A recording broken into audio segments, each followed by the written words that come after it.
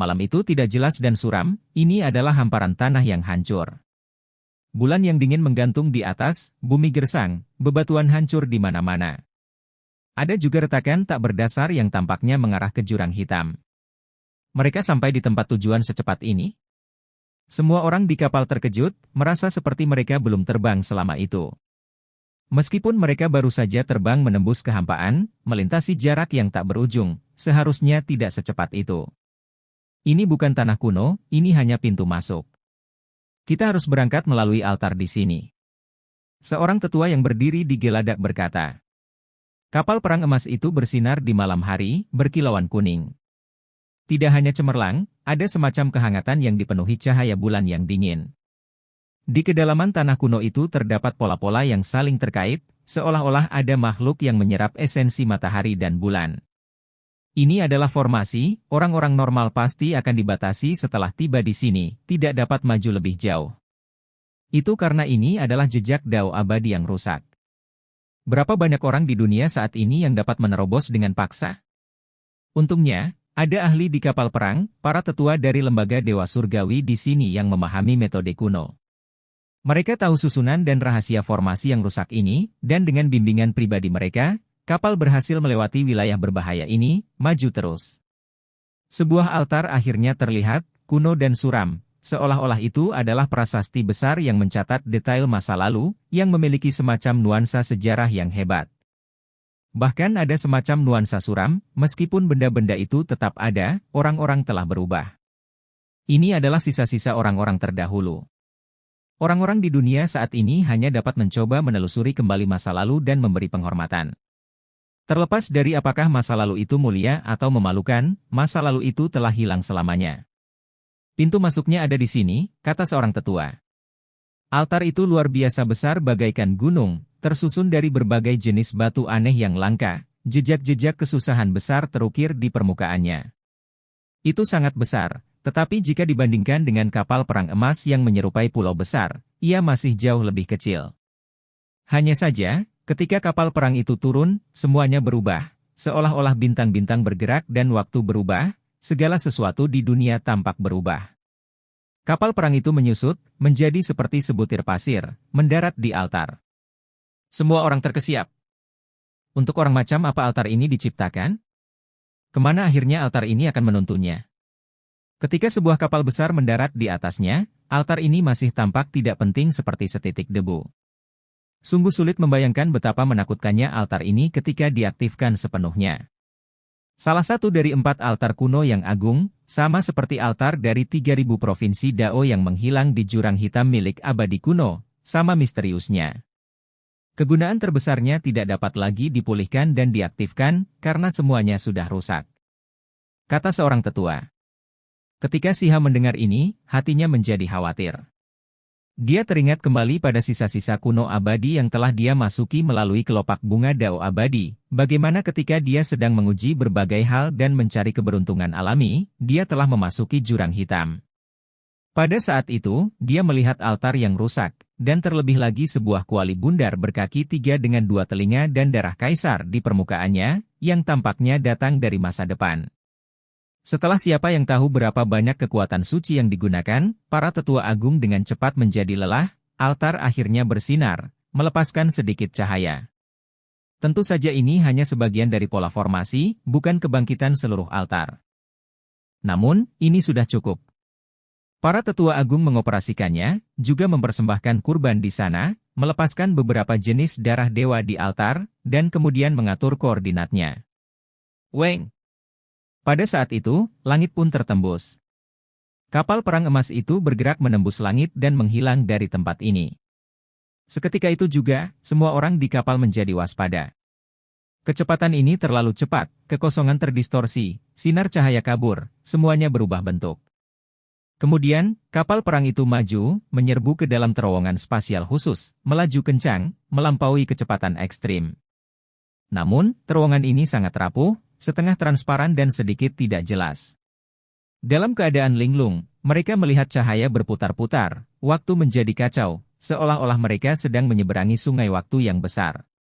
Apakah kita menyeberang ke sisi lain kosmos? Ini adalah perjalanan jarak jauh yang tak terbayangkan.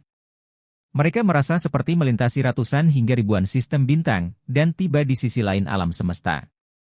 Ekspresi semua orang menjadi pucat.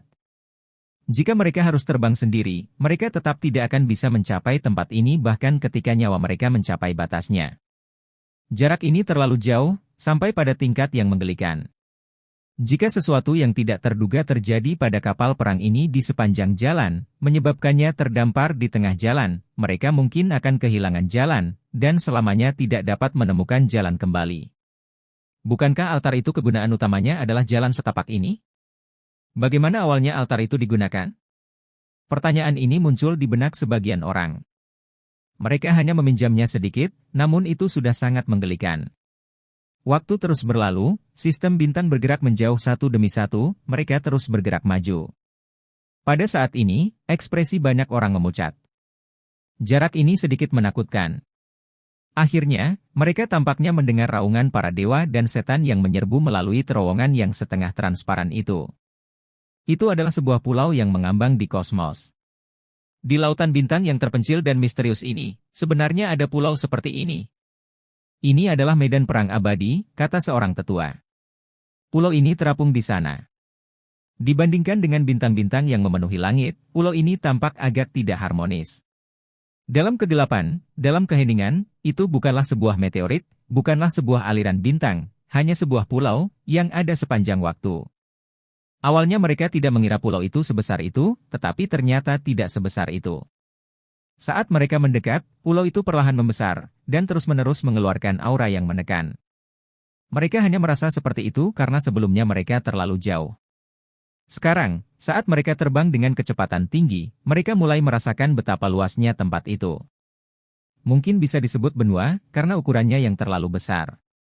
Setelah entah berapa lama waktu berlalu, kapal perang emas itu mendekati pulau itu, hendak turun. Namun kali ini, kecepatannya melambat, seolah-olah memasuki tempat yang paling menakutkan. Di bawah suara, peng, seluruh kapal perang bersinar, mulai terbakar. Beberapa bagian mulai meleleh, tidak ada lagi. Pulau ini memiliki kekuatan tolak.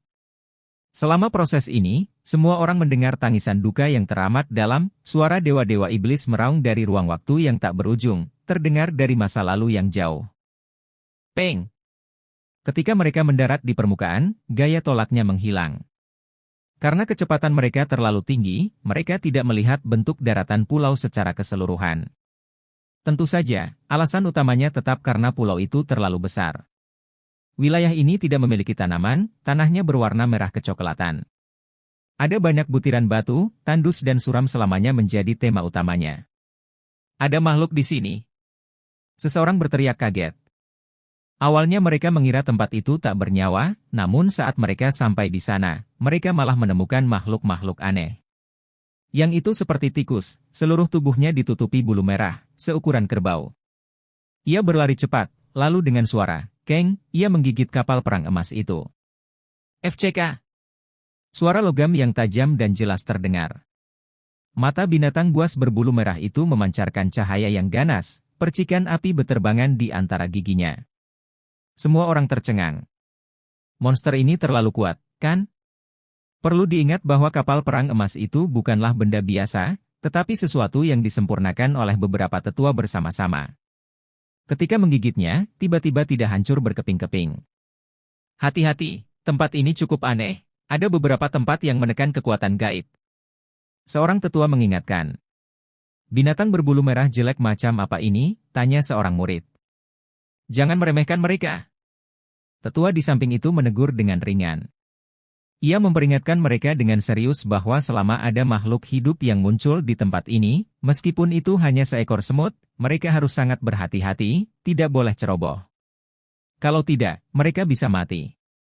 Sebelum menunggu para tetua bertindak, monster berbulu merah itu berubah menjadi hamparan cahaya merah warna-warni, lalu menghilang dan memasuki bumi. Semua orang terkejut. Makhluk-makhluk di sini sebagian besar terkondensasi dari energi dao abadi yang tidak menyenangkan. Begitu mereka terluka parah, mereka mungkin menghilang selamanya. Seorang tetua memperingatkan dengan serius. Kemudian mereka turun dari perahu, berdiri di tanah yang sedingin es. Para tetua membagikan simbol tulang satu demi satu, tetapi hanya terbatas pada murid resmi yang menyimpannya bersama mereka, sehingga tidak boleh hilang. Ini adalah simbol penyelamat hidup. Si Hao terdiam. Dia tidak memperoleh satu pun. Tidak lebih dari seorang pelayan. Yuan Feng tidak jauh dari situ, mengatakan ini dengan suara rendah, agak menusuk telinga. Tatapan matanya bahkan menjadi sedikit dingin. Wangsi berjalan ke kejauhan, berkomunikasi dengan para tetua untuk mendapatkan simbol tulang. Pada akhirnya, dia tidak berhasil, diberitahu bahwa jumlahnya terbatas. Yuan Feng berjalan ke samping, sambil berkata pada dirinya sendiri, kita harus mencari keberuntungan kita sendiri di sini. Sebaiknya kita tidak bertemu, atau kau akan lihat apa yang terjadi. Si Hao tahu bahwa kata-kata ini ditujukan kepadanya. Yuan Feng berusaha untuk tidak menonjolkan diri, mencoba untuk membuatnya marah dan memprovokasinya. Kalian semua bisa pergi dan melihat-lihat. Medan perang kuno ini penuh dengan bahaya dan hal-hal yang tidak diketahui, tetapi ada juga peluang yang luar biasa. Siapa tahu, kalian mungkin menemukan kitab suci Dao abadi, atau bahkan mengambil senjata abadi. Seorang tetua menjelaskan, dan setelah memberitahu mereka beberapa hal, mereka diizinkan melanjutkan perjalanan. Kelompok Wangsi dan Si Hao melangkah maju bersama. Yang lainnya juga bergerak, masing-masing menuju ke arah mereka. Ada yang dengan kecepatan tinggi, bergegas menuju kedalaman bumi besar berwarna merah kecoklatan. Namun, teriakan memilukan terdengar tiba-tiba. Tak jauh dari sana, separuh kepala pengikut sang jenius digigit monster berbulu merah. Pemandangan itu sungguh menyedihkan, bahkan setengah dari roh purba tergigit. Ia berjuang, tetapi sia-sia. Sesaat kemudian, kepala dan roh primordialnya dimakan habis oleh monster berbulu merah itu. Semua orang terkejut. Ini baru permulaan, tetapi orang-orang sudah sekarat di tepi pulau. Hanya surga yang tahu betapa menakutkan dan berbahayanya tempat ini. Seorang tetua bertindak, menghancurkan makhluk berbulu merah itu. Sayangnya, saat makhluk itu hancur, makhluk itu berubah menjadi cahaya dan kabut warna-warni merah tua, tidak memiliki tubuh manusia. Saya akan mengingatkan semua orang sekali lagi bahwa kalian semua harus berhati-hati, terutama saat berhadapan dengan makhluk yang berdaging dan berdarah, harus lebih berhati-hati lagi. Jika kalian berakhir di tangan makhluk-makhluk itu, kalian akan berharap kalian mati daripada hidup. Jenis peringatan ini sangat parah, membuat ekspresi semua orang berubah. Si Hao tetap tenang. Ia mencari target. Selain waspada terhadap makhluk-makhluk mengerikan itu, ia juga bersiap untuk mengambil tindakan dan membunuh musuh-musuhnya. Cahaya bintang berkelap-kelip, bumi besar berwarna merah kecoklatan itu penuh dengan perasaan muram dan sunyi. Tempat ini sangat berbahaya, di luar imajinasi semua orang. Ini baru permulaan, tetapi sudah ada yang kehilangan nyawa. Semua orang menggigil dalam hati, tidak berani bertindak gegabah sama sekali. Semuanya menampakkan ekspresi serius, bersiap memasuki kedalaman bumi yang luas ini. Pakaian Wangsi berkibar-kibar, 3 untai energi abadi mengelilinginya saat sosoknya yang seperti teratai bergerak. Dia memperlakukan tempat ini dengan serius, tampak seperti peri yang bergerak di bawah sinar bulan. Si Hao tidak berdiri terlalu jauh, juga berjaga, berjalan ke medan perang yang tak terbatas. Yang lainnya juga seperti ini. Ekspresi para murid resmi ini menjadi serius, seolah-olah mereka sedang menghadapi musuh besar. Ada peluang yang bisa didapat, tetapi juga bahaya yang luar biasa. Semua orang menyebar secara melingkar ke dalam sisa-sisa es yang dingin. Semua murid resmi membawa pengikut mereka, melindungi mereka di sisi mereka. Secara komparatif, Wangsi membawa yang paling sedikit, hanya Si Hao sendiri. Bahkan Lu Tuo, Xuan Kun, dan lainnya memiliki lebih dari 5 atau 6, semuanya adalah ahli hebat. Di kejauhan, seorang wanita ramping dan anggun bergerak, dikelilingi oleh cahaya bulan, tanpa noda dan murni, luar biasa. Itulah Putri Yao Yu. Dia tersenyum tipis kepada Wangsi dan berkata, "Kakak, kudengar dia adalah teman Dao Mu dan bukan pelayan, sungguh menarik. Kalian berdua berjalan bersama seperti sahabat abadi Dao." Kata-katanya tentu saja menarik perhatian. Meskipun mereka semua telah berpencar, sekarang cukup jauh satu sama lain, masih ada beberapa orang dengan kultivasi hebat yang memiliki telinga tajam, mendengar kata-kata ini dengan jelas. Apakah ini semacam provokasi? Mereka baru saja memasuki medan perang, namun pertikaian sudah akan dimulai. Para tetua lembaga Dewa Surgawi telah mengisyaratkan bahwa pertempuran diizinkan di sini jika memungkinkan, bahwa mereka tidak akan menyelidiki terlalu dalam. Ini juga salah satu alasan mengapa banyak murid resmi memperlakukan perjalanan ini dengan serius. Wu, matamu cukup bagus, bisa tahu dari satu tatapan saja, kata Si Hao. Sebelum Wang Xi menjawab, dia bergumam dengan puas, menganggap dirinya sebagai anggota dari sahabat abadi Tao. Beberapa orang terkejut. Orang ini benar-benar pandai membual tanpa malu, berani berbicara seperti ini. Apakah dia tidak takut Wang Xi akan bersikap bermusuhan dan berurusan dengannya? Benar saja, ekspresi Wang Xi menjadi kaku, wajahnya yang cantik seputih salju dan berkilauan di bawah sinar bulan. Matanya seperti bintang dingin saat menatapnya, aura dingin menyebar. Aku hanya bercanda. Si Hao merentangkan tangannya dan buru-buru menjelaskan. Putri Yaoyu tertawa pelan dari kejauhan. Dia cantik tak tertandingi. Rambut hitamnya yang halus berkibar-kibar, tampak sangat cerah dan murni di bawah sinar bulan saat dia berkata, benar-benar harus mengucapkan selamat kepada teman-teman Dao, pasangan giok yang pindah bersama, pasti akan membuat banyak orang iri. Sambil berbicara, dia melirik beberapa orang lain. Benar saja, banyak orang menunjukkan ekspresi aneh. Orang macam apa Wang Xi itu? Dia adalah mutiara keluarga yang berumur panjang, kecantikan yang luar biasa. Bisa berjalan di sampingnya adalah sesuatu yang sangat dirindukan banyak orang siang dan malam. Nona muda Wang Xi cerdas dan suci, bagaikan seorang abadi yang berinkarnasi, aku hanyalah orang biasa yang cukup beruntung untuk bisa bepergian bersama. Kata Si Hao, lalu dia melihat ke arah Putri Yaoyu, sebenarnya, kupikir Nona muda dan aku mungkin lebih ditakdirkan untuk berjalan bersama. Perpaduan yang ideal antara mutiara dan batu giok, tidak perlu merasa malu karena rendah diri. Tak terkendali. Seorang pemuda di samping Putri Yaoyu memarahi. Tak terkendali. Seorang pemuda di samping Putri Yaoyu memarahi. Putri Yaoyu tercengang.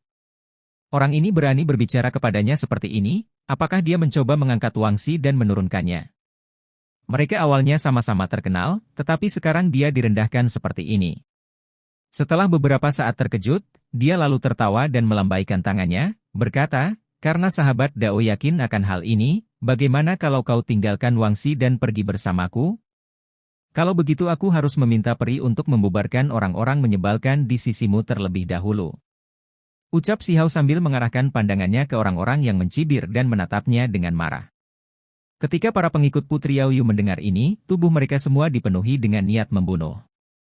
Semua orang terkejut. Apakah akan terjadi pertempuran hebat setelah mereka baru saja berangkat?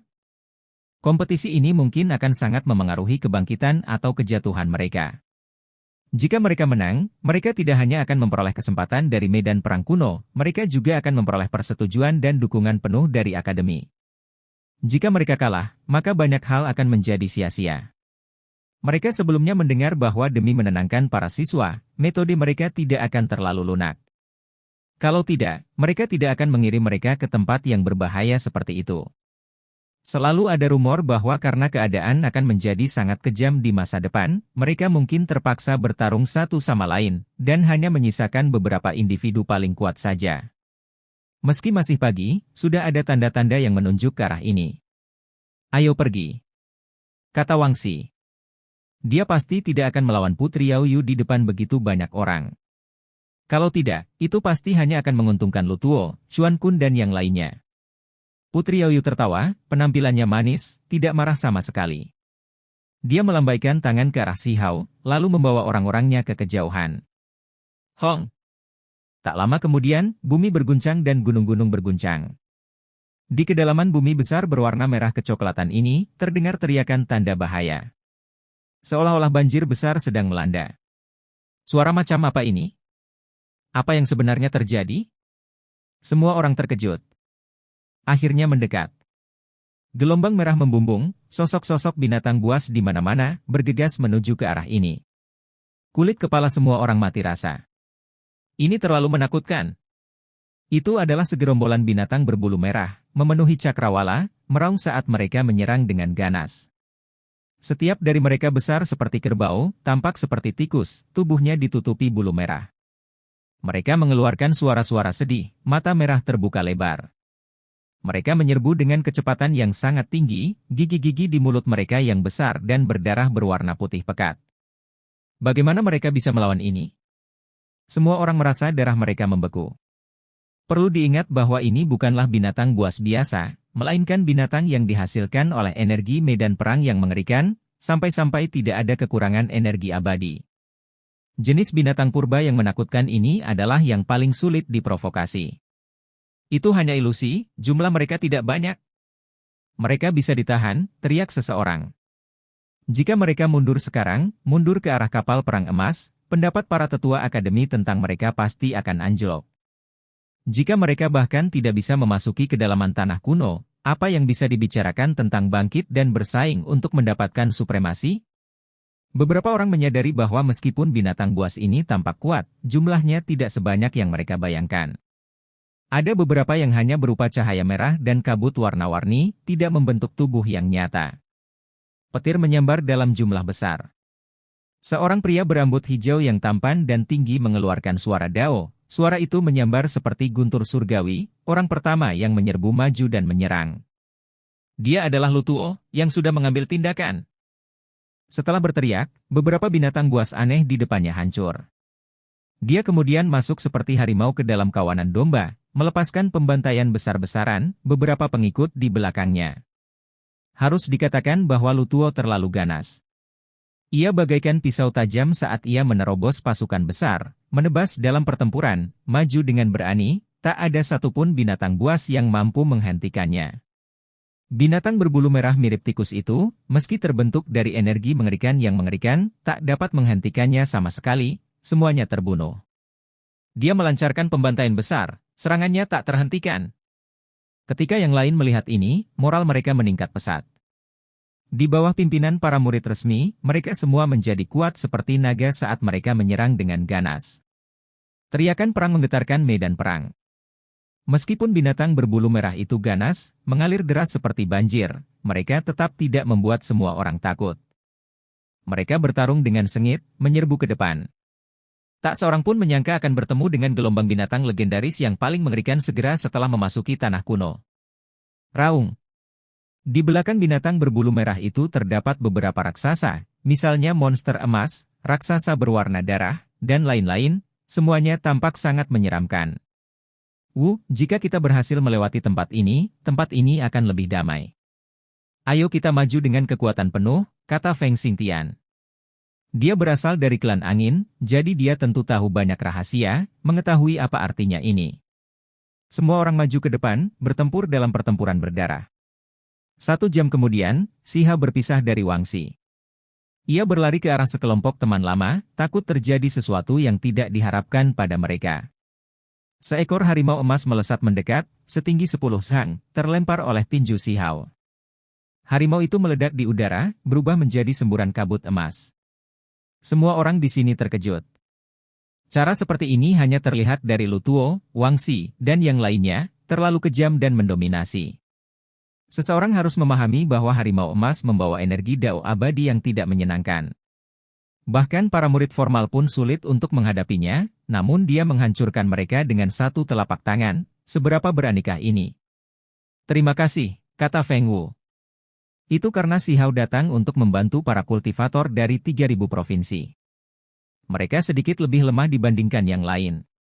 Ketika para murid dipilih sebelumnya, karena tidak banyak individu yang mengolah energi abadi di 3.000 provinsi, persyaratannya diturunkan sedikit.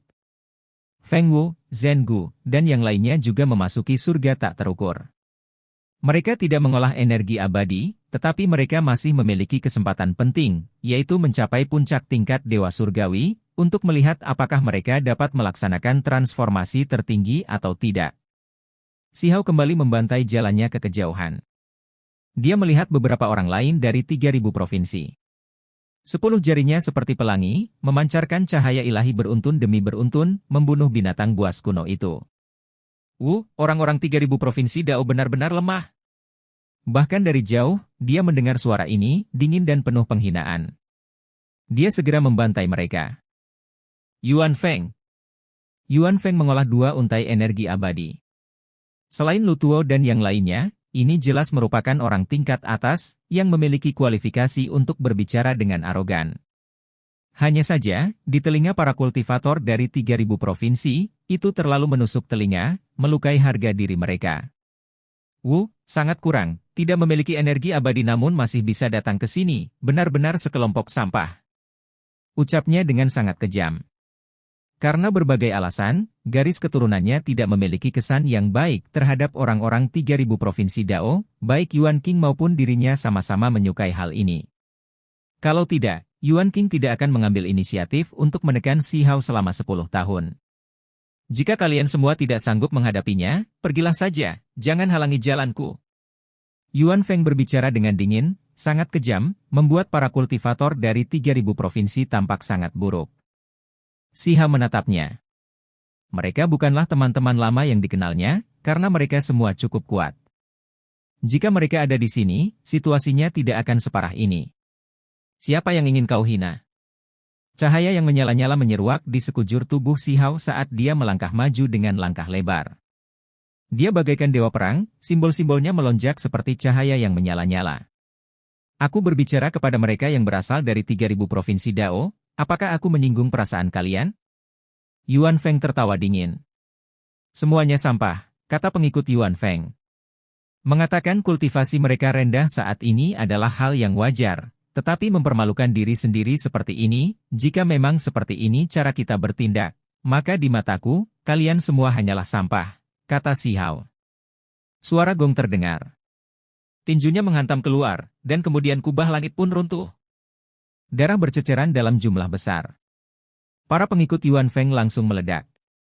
Cahaya berdarah menyambar, sebagian darah mendarat di tubuh Yuan Feng, membuatnya terkejut, seolah-olah ini adalah pertama kalinya dia bertemu Si Hao, menatapnya dengan penuh keheranan.